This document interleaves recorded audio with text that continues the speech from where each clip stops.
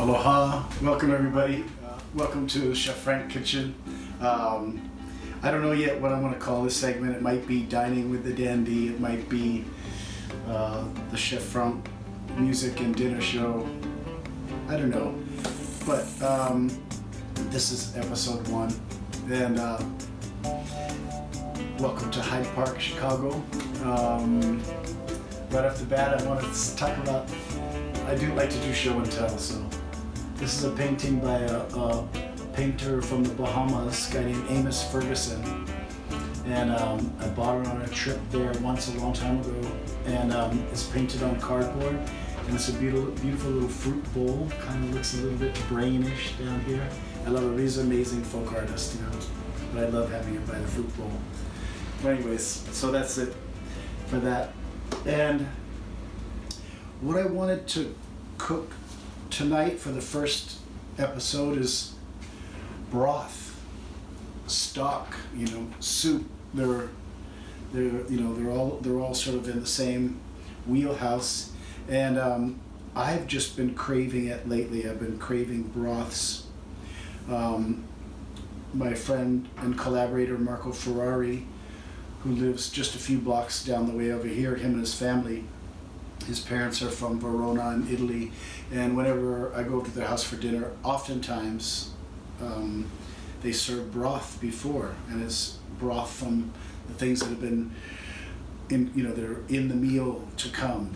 Maybe some bones from the veal or something like this, and then we're having this broth, and I really love that.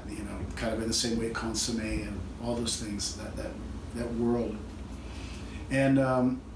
I've never really been into thick soups, things that have a lot of cream or cheese, things like that, even though of course they're delicious, but sometimes they're just too heavy for me. So a lot of times now I find myself craving broth. And a lot of times when I'm doing chef nights, I love to work with a lot of fresh vegetables. And while I'm going through the course of prepping the meal, I'm coming up with all of these trimmings from the vegetables, and so I've taken to just start throwing them in a pot before me. I clean.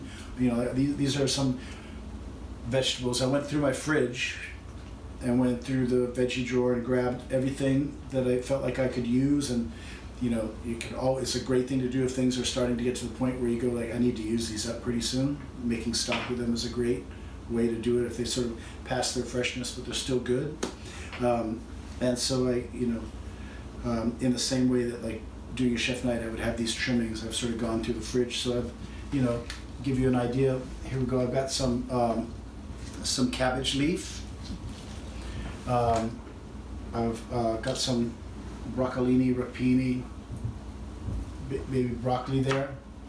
I have some corn. I'm going to put this in later, but it adds a really beautiful. You can put it in early. It'll just get really soft, but it'll give its flavor. But I'm going to put it in later on, but it'll add some nice flavor to it. I've got some parsley here that's getting it's still good, but it's getting close to its end. I'm going to use some of it. I'm not going to use all of it, but I'm going to use some of it. And I've washed all these, but. And then I have some carrots here. So what I'm going to do first is I'm going to take sort of half of these ingredients. I'm going to make 2 stocks, 2 broths. One, I'm going to make a sort of chicken-based broth. So I've got a couple of chicken thighs here, and I'm going to make a sort of more vegetable-based. But I want to put a little chicken in there just to give it a little. Doesn't need a lot of chicken. Little chicken goes a long way. And then I'm going to make a sort of beef broth. I really wanted oxtails because I just love oxtails, but they had beef shank, and that'll be good for me. It's got a nice bone, it's got some marrow. That'll work great. I'm going to do the chicken broth first.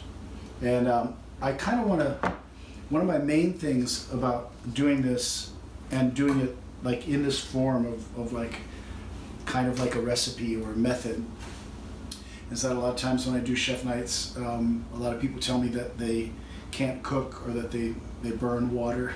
I've heard that one before. And I just want to show you how, if those of you who haven't tried any of this stuff, to show you how easy and really flexible it is. Like you can the ingredients, you don't even have to worry about what I'm putting in or how much I'm putting in of everything, because it's so open to interpretation and with whatever you have, and you're going to make something interesting with whatever you have. And at the end of the day, I'm always surprised. Like on the chef nights, whatever I'm cooking with, the trimmings go in the pot, and so every stock becomes a surprise stock, and they're always enjoyable. So that's the basic takeaway there. Okay, so now I'm gonna start out kind of in my mind, sort of classically, what you do for like this vegetable / chicken broth. You don't have to put the chicken in if you don't want the chicken. It's gonna taste great without it.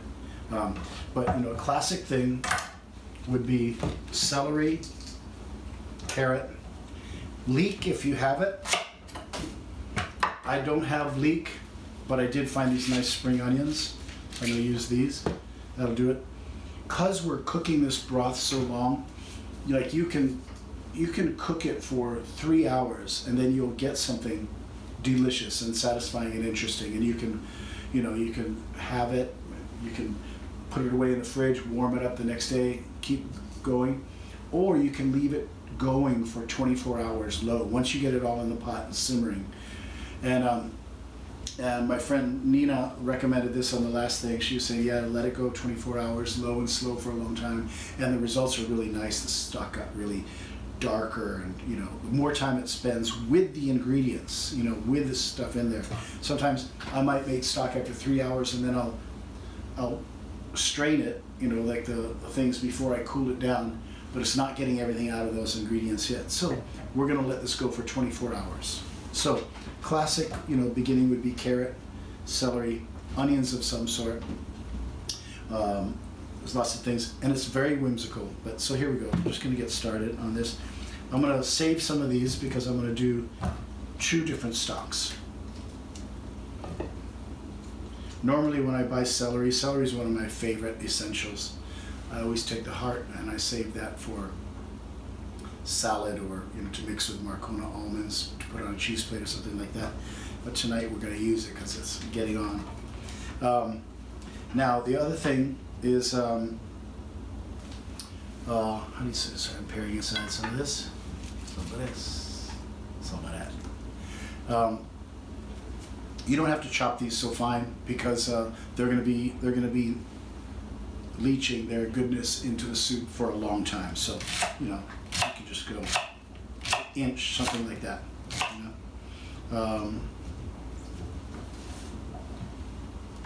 Same thing with the carrot.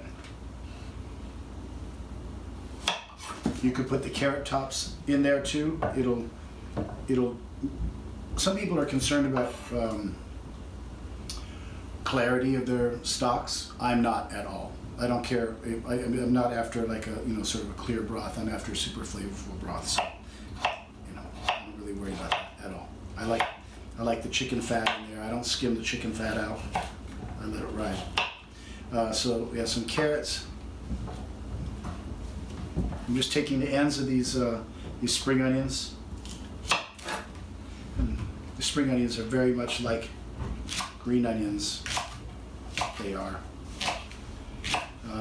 I don't even need to chop them, but I'm just going to chop them. And when it gets down to the end here, I'm going to chop them in half.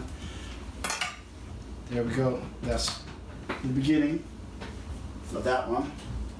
Just going to put it in the pot there. Now, there's 2 schools of thought, or 2 methods, or about whether you brown or not the meat before you put it in. If you brown it, you're not going to get as clear of a stock, but I'm not concerned with that. I'm gonna go ahead and brown it. I'll get that up to speed. I've got some mushrooms here. Don't really need to chop them, but I'm just going to chop them in half. I've got some shiitake, some cremini mushrooms. I'm going to save some for the beef broth. And I'm kind of make both at the same time here because they're not really that different. So in this small pot, I'm going to do the beef broth. and the large pot, I'm going to do the vegetable / chicken broth. Let me catch up speed here.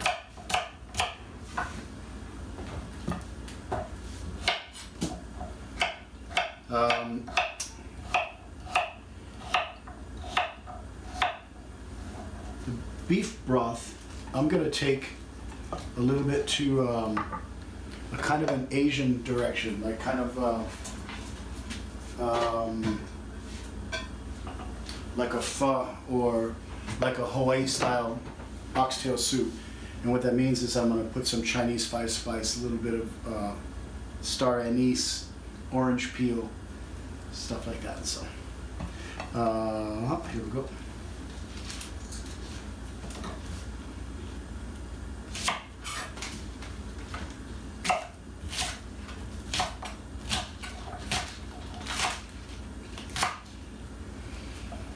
Okay, and we have some burdock root here, which is Japanese, called gobo. Has a nice earthy flavor.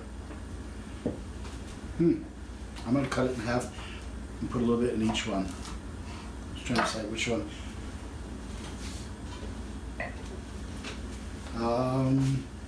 There we go. Okay, so now we have our sort of vegetable base here. I'm going to save this corn for later. Actually, you know what? Because we're not going to follow this thing all the way through, I'm going to put it in right now and use it as flavoring. But just think of it this way, that if you were to put this in at the last, just put it in the liquid for like 5 minutes and pull it out, it would be perfectly cooked and still crunchy. And corn, you can eat raw, and it's delicious raw. But, you know, the flavor is going to come out of the stock and everything like that.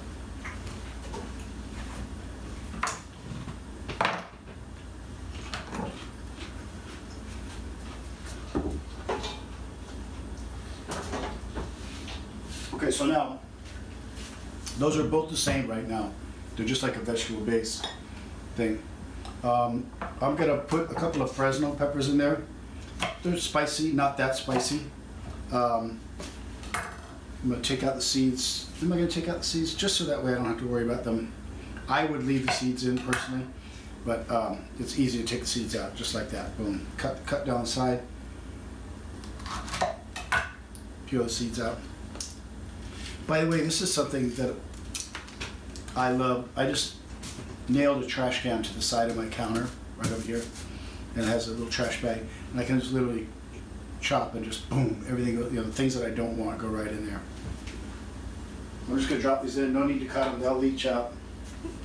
I've also got dried shiitake mushrooms.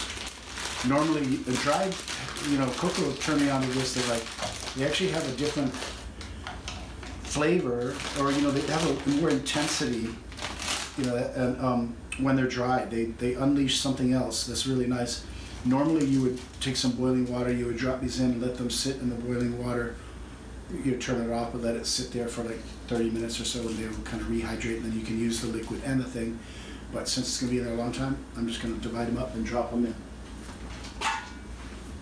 Okay, I've got this chicken. I'm going to quickly brown it.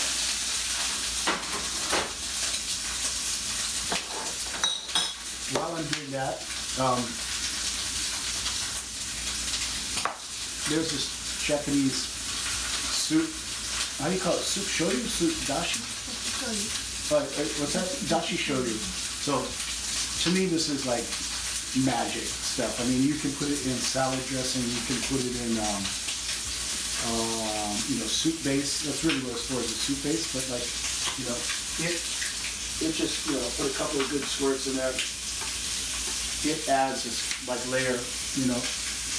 One thing I definitely learned from Coco with the Japanese cooking style is that like layering flavors, you know, like putting in lots of different things. They might not be dominant, but they're going to be giving you something, you know. Like they're going to be, there's going to be layers they're going to be building on top of it. So I'm going to put a little.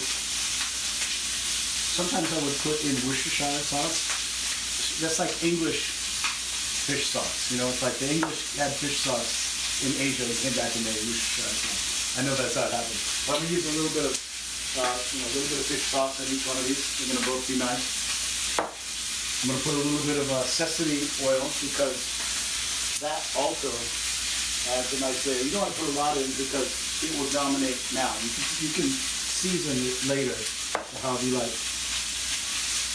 I don't have any fresh hot peppers right now because we're in lockdown. I didn't have enough, but I have some nice habanero. What's this brand? Yucateco, and I love this. And I'm just gonna put some in. It's a really nice, strong thing. It gives it. It's a habanero or Scotch bonnet. It has so much flavor. So put a little pepper in each one. White or black, whatever you want. The chicken I'm just going to put right in there. That's it. And then now I'm hitting the beef. I'm going to do a quick saute on the beef or browning. Now comes for the beef one, since I'm going to go kind of like a Hawaii style oxtail soup / pho, Vietnamese pho. I'm going to add some star anise, which has a little bit of a licorice thing. It's not really licorice, but it's beautiful, fragrant. Yeah, it's just, there's licorice thing for sure. But it just imparts something, and you don't need a lot. I might put like 1.5 of these, and they're hard. They're like almost like acorns, the way they feel. We're gonna sift this all out afterwards, but it's gonna release its flavor.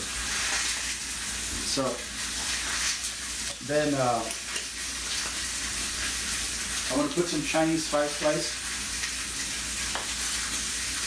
I'm just gonna put a little bit in because it can really take over, but we can come back and add more. I put 3 dashes.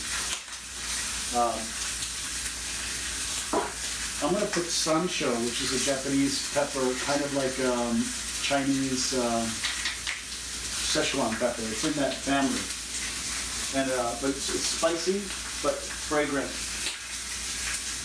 Again, you don't need all this stuff. Like you're already there, like with the vegetables and the salt and pepper. You're already there. How you say it? And then this is one of the things chipotle pepper, dried chipotle pepper. I love it. It just adds a little smokiness to something.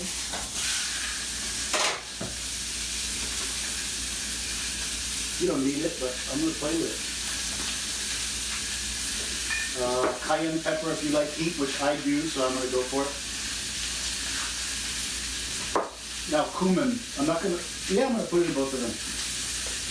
You could even put, I like cumin, just adds a nice, flavor to it. And you don't need a lot, it goes a long way. You can come back and add more later. Favorite herbs de Provence, like a good sweet thing, of like thyme and oregano and rosemary, tarragon. Okay, the beef, brown it. I'm just gonna put it in like that. Done. Now, kind of a Hawaii-style secret weapon for any kind of oxtail soup or beef soup if you're going for like that island-style thing, is to put in some orange peels, dried orange peel. This is my stepmom. She ground up this orange peel and lemon peel. She dried it, and then so I'm going to add that in there. You could actually just grate orange in there, and it would be great. Okay, so there, now, okay, I gotta have a sip of wine, okay.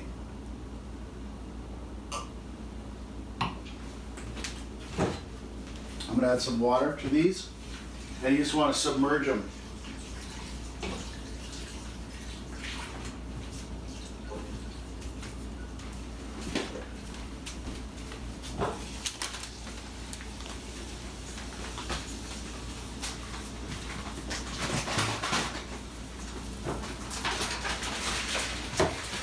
And then also onion. I'm gonna put some onion there. You don't really need to trim this up. I sometimes just take the first layer of paper off because, you know, they might put stickers on it in the store. And I'll take off this little nub right here. Normally you wouldn't, so let's just do it like, let's do it proper. You know, proper way for an onion would be cutting that thing in half, leaving this nub on, can peel the paper back, slice it like this, boom, boom, boom, and then come down this way and you will have a nice trimmed onion. I don't need that for this because it's going to be in there so long I don't even need to chop it, but I'm just going to take this little butt off, you know, where the roots are and stuff like that, because it might be a little dirty. Add a little dirt to the thing, and I don't want. And I'm just going to go ahead and cut it in half just to help it come apart. I'm going to put half in each one. I've already got those nice spring onions in there, so we're ahead of the game on there. Okay, now I have this garlic. Same thing with the garlic. You don't need to like peel the things. You don't need to take the individual things apart. We're going to strain all this out. So now, what I am going to do though is run a knife down the side of this thing right there. So I'm going, what I'm doing is I'm opening up all of the cloves, yeah, like that, so it just helps release the flavor. I'm just going to dunk this in with the paper and everything. It's all right. I took off the outer layer of paper. We're good. Also, I'm going to do the same thing with this one with the butt end of it, you know, where the roots are. I'm just going to break out the stuff. You don't need to, but I want to do it. So there we go. Just throw away that little bit. Okay, super easy. That's done. I mean, we're basically there. Now I'm gonna, you know,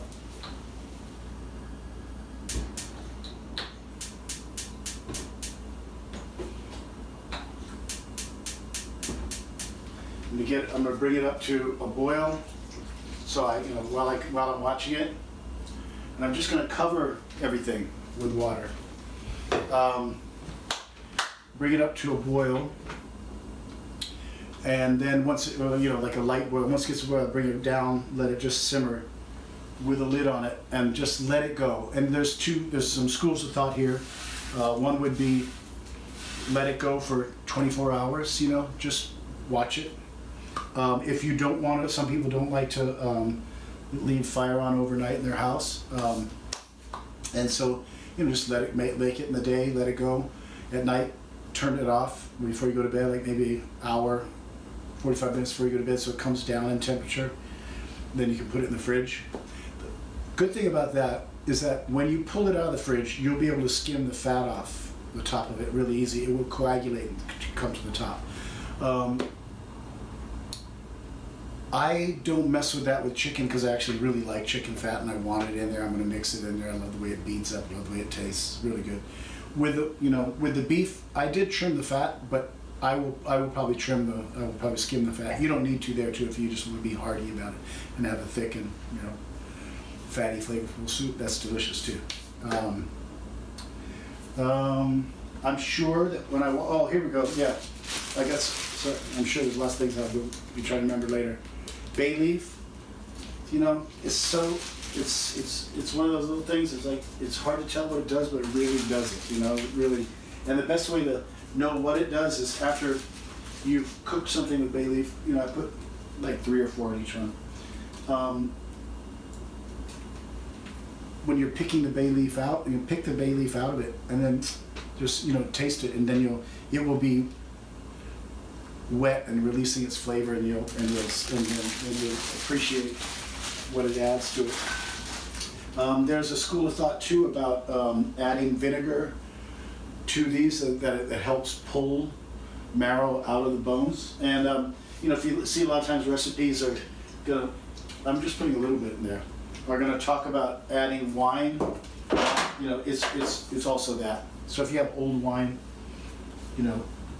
white wine for the vegetable one, some red wine, or white wine for the beef one. You can also, if it's going bad, you can pour it in there.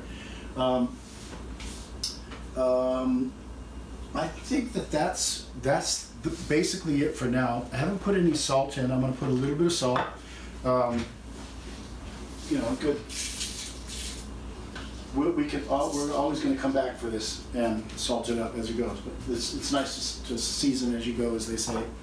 I'm sure that I will remember something else later to tell you. But so how, since I probably won't film this part of it, but once this is, you know, I've let it go for 24 hours, even if I just do it 10 hours at a time, 12 hours at a time, 10 times. After that, I'll take it and I'll strain it over the sink into something, and I'll oftentimes put it like in a ball jar, not because I'm trying to store it, but just because it's an easy way to put it away in the fridge.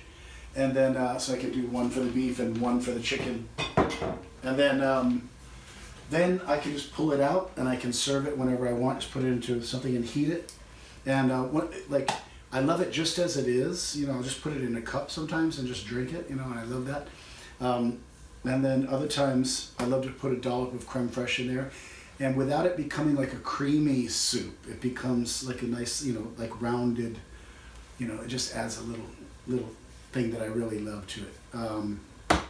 Okay, I think that's it. I'm gonna let these go. I'll probably remember things, and if I do, I'll put them in the description at the bottom. But thanks so much for listening and for tuning in.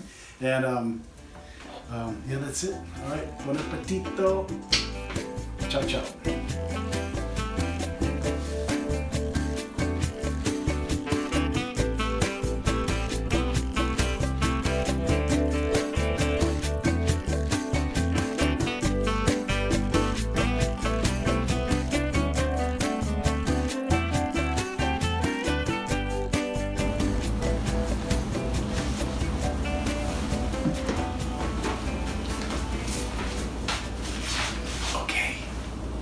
It's late and I'm drunk.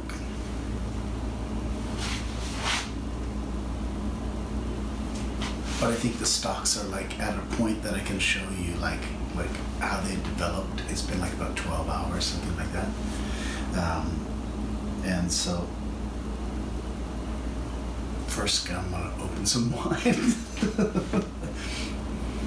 What I wanted to do for you tonight, but I wasn't able to do, is like earlier, I have my wine buyer. You know, I have a Binny's down here on the south side at 47th Street. I think that's where it is. This guy Gregory, who used to be at 53rd Street, he's a fantastic guy. Like, I can't wait to have him on the show sometime. Like, in the same way that, you know, Mr. Rogers would have people from his neighborhood in here. I want to have Gregory on here because Gregory is like dear to my heart. But he always, like, you know, helps me out with like wine selections, and you know, especially now that I'm in like fucking total broke lockdown, I'm like going to, what's your best Bordeaux for under $10? What's your best sparkling for under $10? So this is one that he recommended. It's called Guggenheim, and I've had it before, so I feel proud to like open it for you right now. I can suggest it.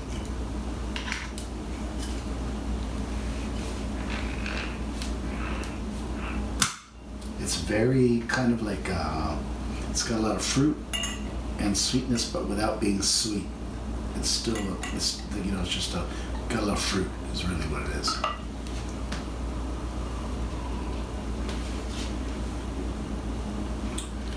Kind of Prosecco-ish. I like it. Okay, now, we're gonna try both of these.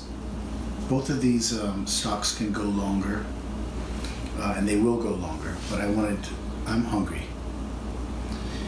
My favorite thing is like stock with bread and butter. I mean, it really is like, I can't beat it, you know. I love bread and butter. There's a couple of things that like can't be beat in my mind. One of them is bread and butter, a little bit of salt on it, and a nice like broth or soup, you know. It kind of blows my mind.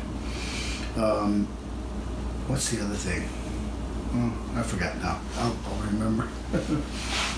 Okay.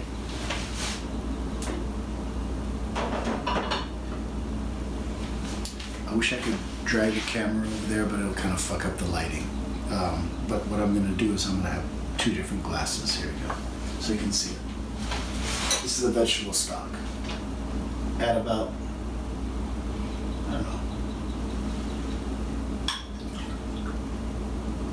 6 hours in, maybe, something like that.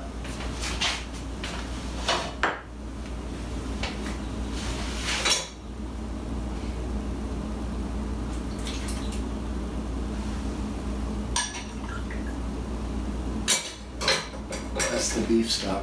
Wow, they're surprisingly really close in color. I'm kind of amazed by that. They are not in smell though.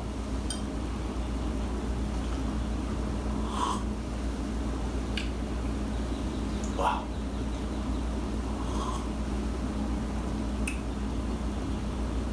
Yeah, it's really nice. It's like, yeah, it's very sweet. The amazing thing about working with like carrots and celery, even though celery's got the salt, it still has a sweetness too. Like I said, it imparts all that sweetness. There's no sugar in any of this shit, but I can taste sweetness fully, you know.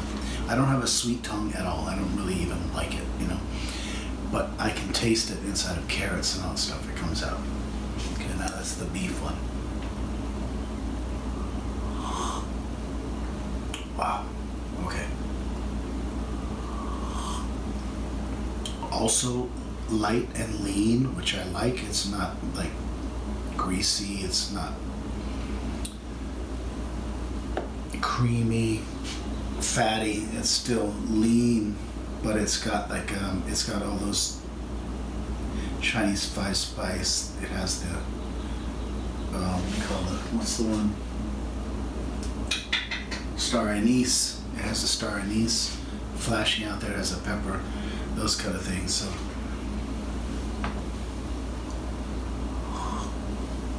okay, so now for me, what I love to do, I love to add a little bit of creme fraiche. I think it just like does something kind of amazing too. Just a little bit. I'm gonna add the other side so I don't mess up the. Flip the spoon around. If you guys weren't watching, I probably wouldn't do that.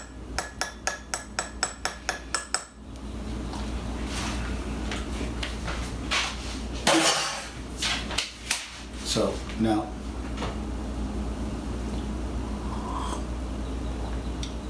it just adds like this cream across it. It's not, you know, as you can see, it hasn't turned it into like a creamy thing, but just adds a silkiness. That's it.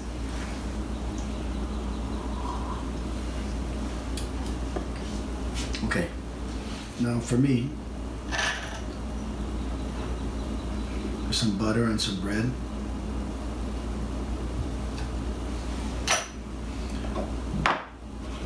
You can, you don't have to.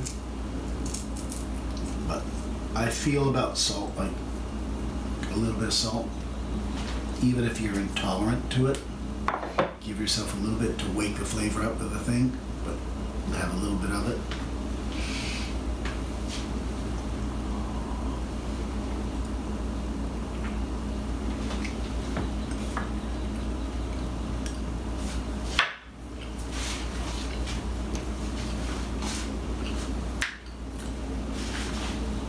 Fucking bread and butter and broth. Fuck.